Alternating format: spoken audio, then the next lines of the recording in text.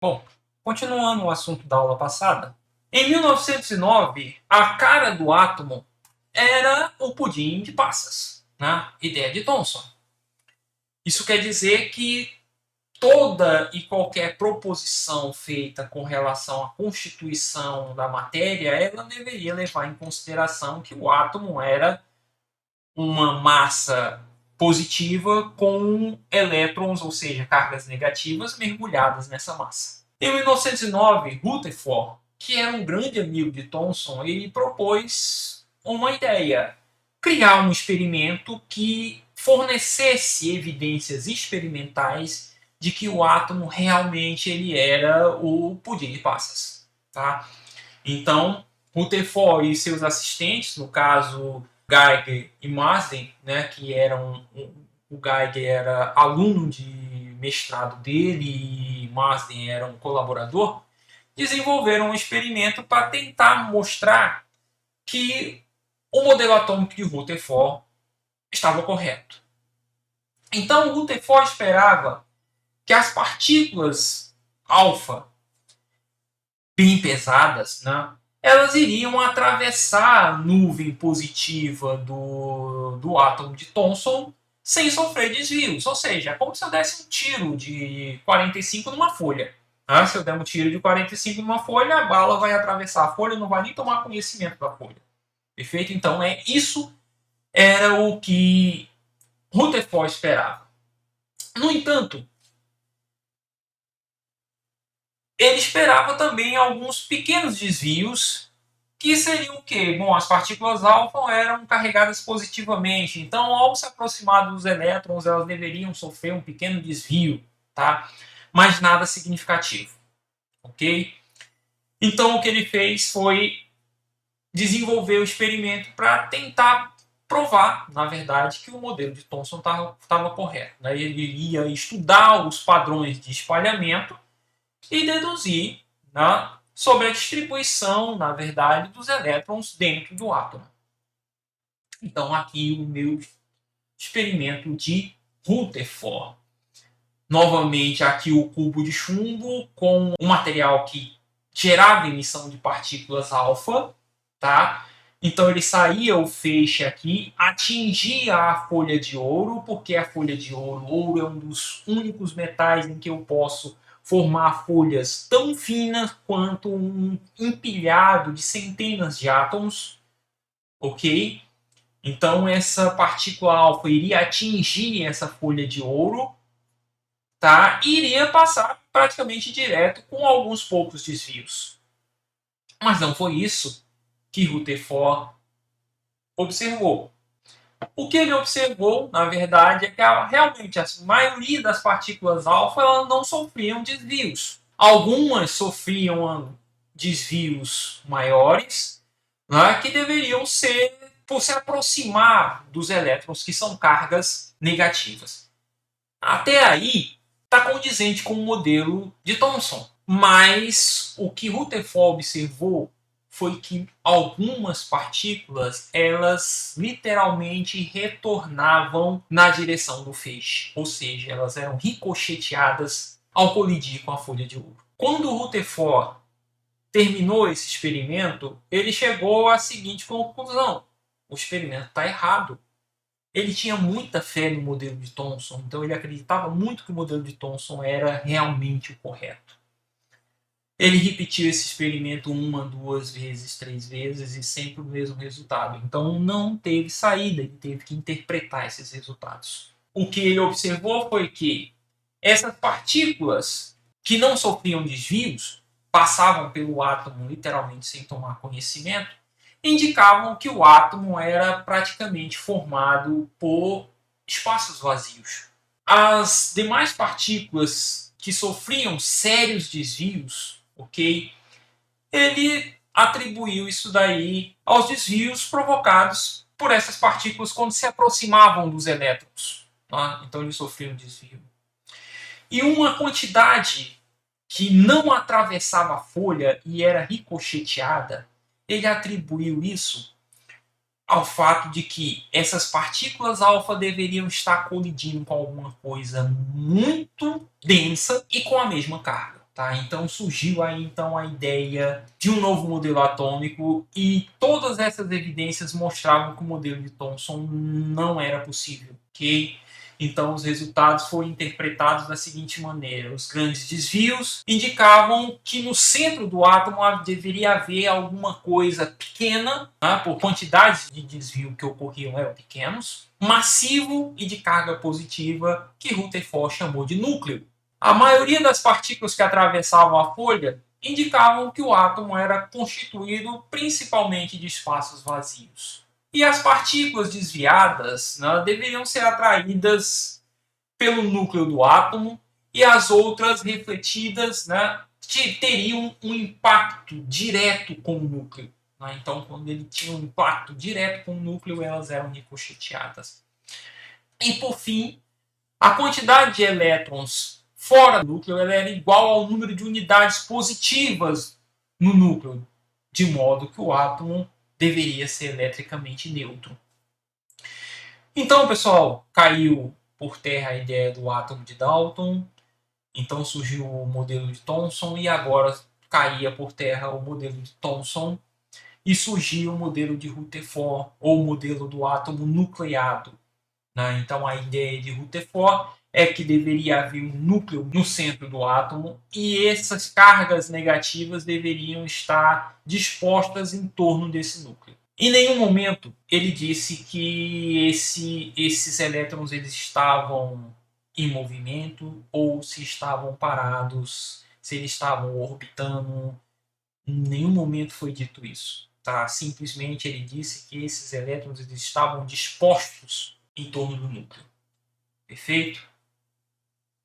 Bom, vamos ver então aqui o experimento de Rutherford. Né? Então eu tenho aqui o meu emissor de partículas alfa. Então aqui a grande maioria das partículas passava pela folha de ouro, algumas eram desviadas, outras eram ricocheteadas.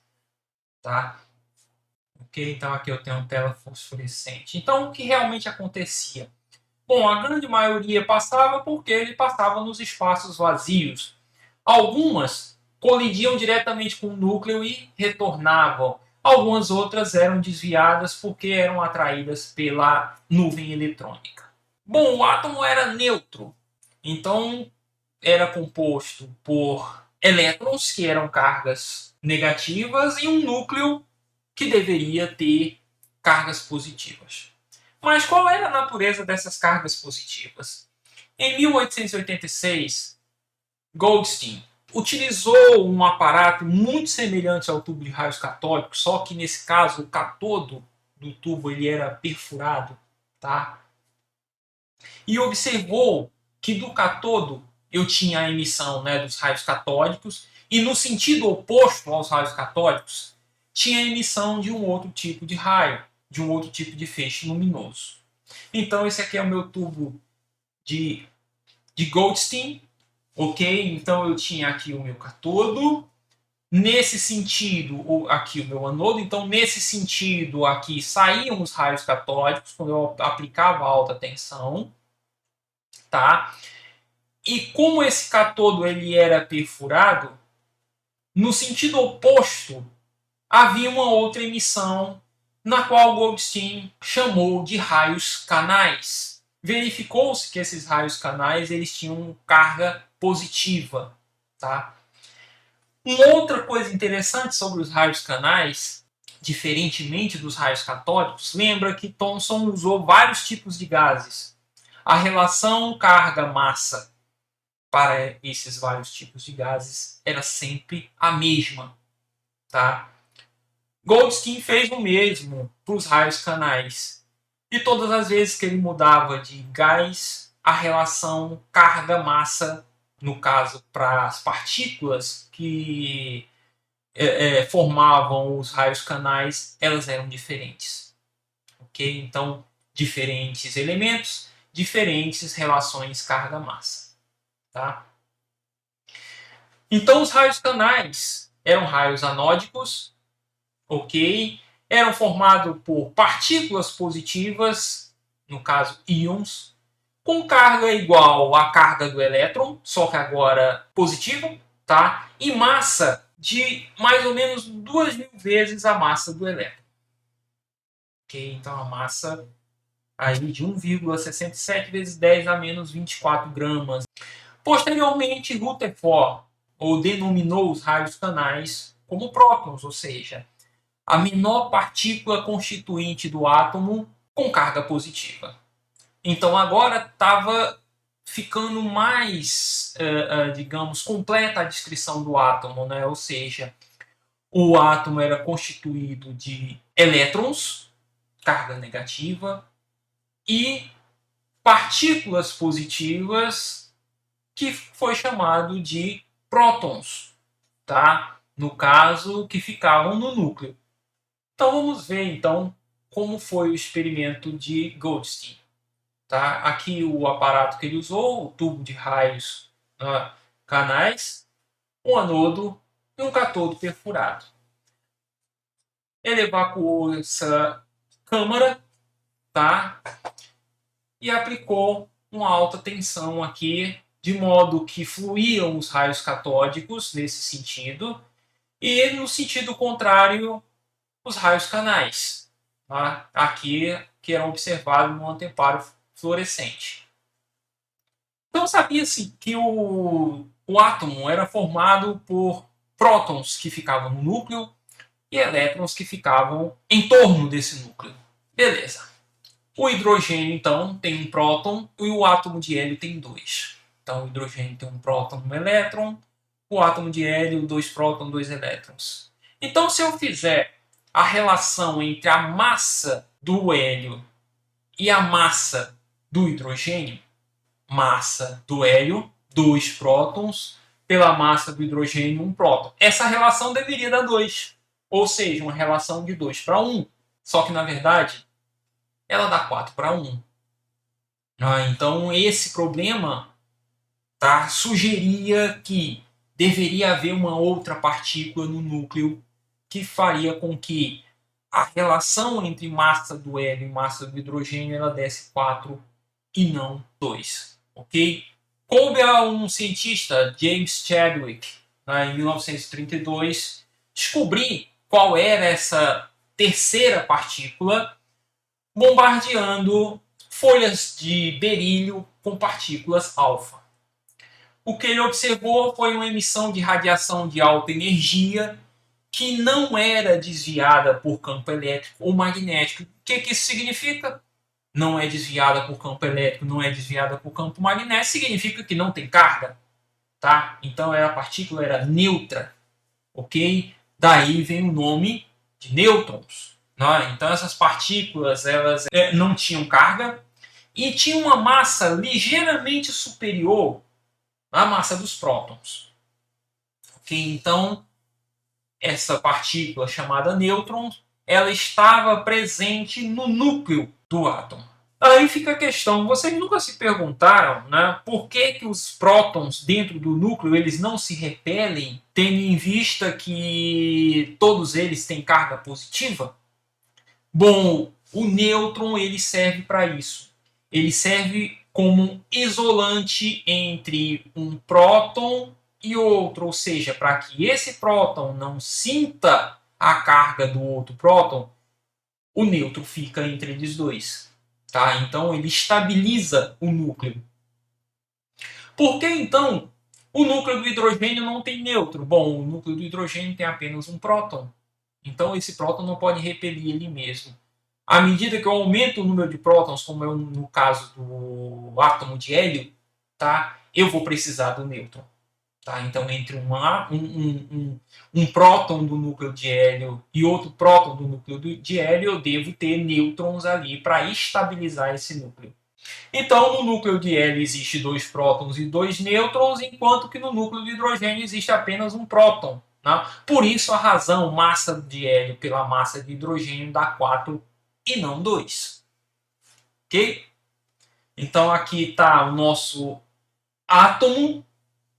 Então eu tenho aqui o meu elétron disposto aqui de alguma maneira em torno do núcleo. Esse raio dá aí da ordem de 10 a 10 metros, tá? E dentro desse raio de 10 a 10 metros eu tenho o meu núcleo, que dá da ordem de 10 a menos 14 metros. Então é muito pequeno, tá? Então aqui nesse núcleo eu tenho os prótons e nêutrons dispostos de maneira que a repulsão próton-próton ela não possa desestabilizar o núcleo. Então o nêutron ele tem a função de minimizar a repulsão, tá? Bom, aqui na tabela a gente tem um resumo, né, das partículas subatômicas, no caso o elétron, tá? A massa do elétron, da ordem de 10 a menos 28, a carga do elétron em unidade de massa atômica, né, da ordem de 10 a menos 4, né, 5,5 vezes 10 a menos 4, a carga menos 1,6 vezes 10 a menos 19, e a unidade de carga, menos 1. Ok? O próton, 1,67 vezes 10 a menos 24, aproximadamente uma unidade de massa atômica, carga dele, 0,6 vezes 10 a menos 19, positiva, e a unidade de carga igual a mais 1. Já o nêutron, 1,67, ou seja, praticamente a mesma massa, né, do próton, tá? Corresponde a aproximadamente uma unidade de massa atômica, carga zero e unidade de carga zero. Por volta de 1915, né, Henry Moseley usou feixe de raio-x que ele difratou. Difratou, ou seja, esse feixe atravessava um prisma e ele era espalhado. Isso é um fenômeno que acontece para ondas. Então, quando esses raios-x eram difratados por diferentes cristais de diferentes elementos, ele observou que os comprimentos de onda variavam inversamente com a massa atômica do elemento. Então, o que ele fez está aqui, ó. Incidiu o raio-x na amostra metálica do elemento, esse elemento difratava o raio-x, tá? E o comprimento de onda desses raios-x eles eram inversamente proporcional à massa atômica. Então, essa relação do que ele chamou de número atômico versus a raiz quadrada do inverso do comprimento de onda, ele me dava uma relação linear. Então, ele organizou todos esses elementos em ordem crescente de número de prótons e surgiu, então, um conceito de número atômico, até porque até a descoberta do conceito de número atômico, tudo era organizado em ordem crescente de massa atômica. Bom, com exceção lá do experimento, né, dos equipamentos da IBM e de técnicas mais apuradas, a gente não consegue visualizar o átomo, principalmente para fins acadêmicos. Né? Então a gente tem que buscar uma maneira de simbolizar esse átomo através de alguma simbologia, onde A representa o número de massa, Z o número atômico. O E ele vai me dar o símbolo do elemento, tá? Por exemplo, hidrogênio, né? H, hélio, He, sódio, Na, oxigênio, O, nitrogênio, N, níquel, Ni e daí por diante. Okay? Z ele vai me dar o número de prótons que tem no núcleo e A o somatório do número de prótons mais o número de nêutrons. Todos os átomos de um mesmo elemento eles têm o mesmo número de prótons. Pessoal, isso é um erro comum dentro dos cursos de química. Eu não posso mexer no número de prótons. A identidade de um átomo ela é dada pelo número de prótons. Se eu mexo no número de prótons, por exemplo, eu tenho o hélio, tá? O hélio tem 2 prótons. Se eu tiro um dos prótons do hélio, ele não é mais o hélio. Ele é alguma coisa próxima do hidrogênio. Perfeito? Então eu não posso alterar o núcleo através de reações químicas.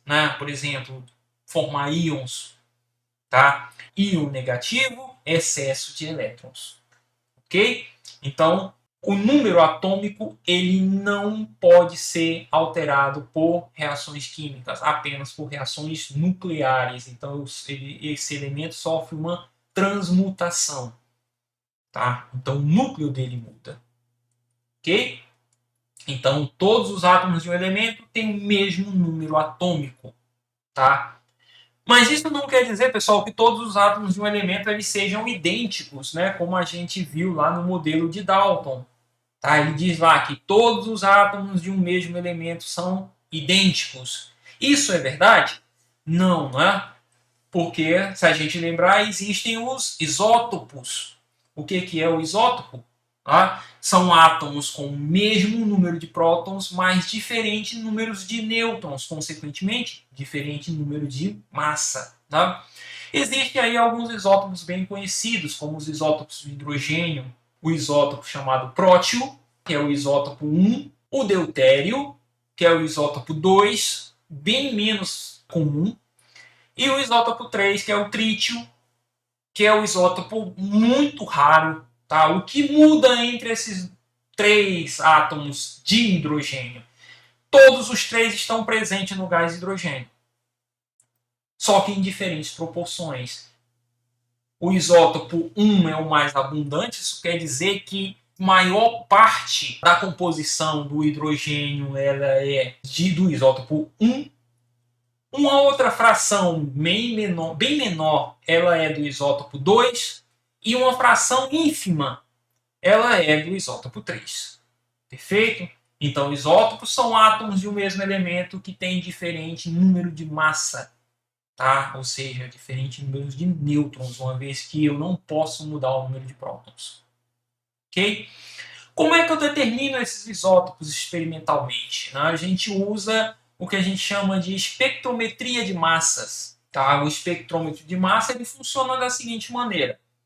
Eu tenho uma amostra, essa amostra ela é aquecida, consequentemente ela é vaporizada. Então essa amostra ela é passada por esse filamento aquecido, então ele é vaporizado, ele segue, né, por um fluxo de elétrons de alta energia em D, formando íons. Então eu formo íons aqui quando ele passa por esse feixe de elétrons. Esses íons formados, eles são acelerados em direção ao campo magnético. Lembra, partículas carregadas, quando atravessam um campo magnético, eles sofrem desvios. E esses desvios, pessoal, eles são proporcionais à massa. Então eles vão ser acelerados aqui e vão gerar um padrão aqui de... Tá? Então é isso que vai acontecer, olha só. A amostra gasosa ela é introduzida em ar, tá? Bombardeada por um fluxo de elétrons de alta energia, formando íons. Esses íons são acelerados na direção do campo magnético. Posteriormente, eles são direcionados por fendas, formando feixes. E esses feixes eles têm diferentes distanciamentos. Então, o que eu observo é que, por exemplo, quando esses feixes são acelerados, aqueles íons que são formados em maior quantidade, eles vão me dar no meu gráfico aqui, ó, de massa atômica, a intensidade do sinal. Isso quer dizer que, aqui no caso do cloro, tá? Eu tenho dois isótopos, isótopo 35 e isótopo 37. No meu gráfico ele mostra que a maior parte desses isótopos, ou seja, a maior abundância desses isótopos na amostra de cloro, é do isótopo 35. E o isótopo 37 tem uma abundância menor. Então, assim que se determina os isótopos de determinados elementos. Tá? Bom, pessoal, falamos bastante, a gente vê que tem muita coisa para se estudar. Essa aula fica disponível para vocês, vejam e revejam quantas vezes quiserem. A gente continua isso na próxima aula, ok?